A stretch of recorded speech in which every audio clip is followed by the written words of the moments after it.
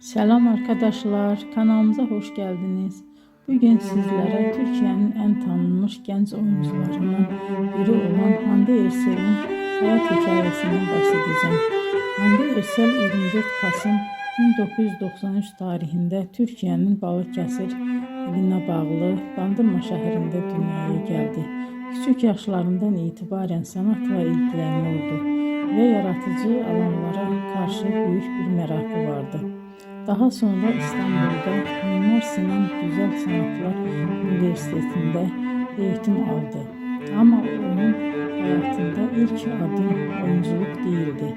Hande Erçel kariyerine modellik yaparak başladı. Genç yaşta katıldığı güzellik yarışmaları sayesinde dikkat çekti ve kısa bir süre televizyon dünyasının kapıları ona açıldı.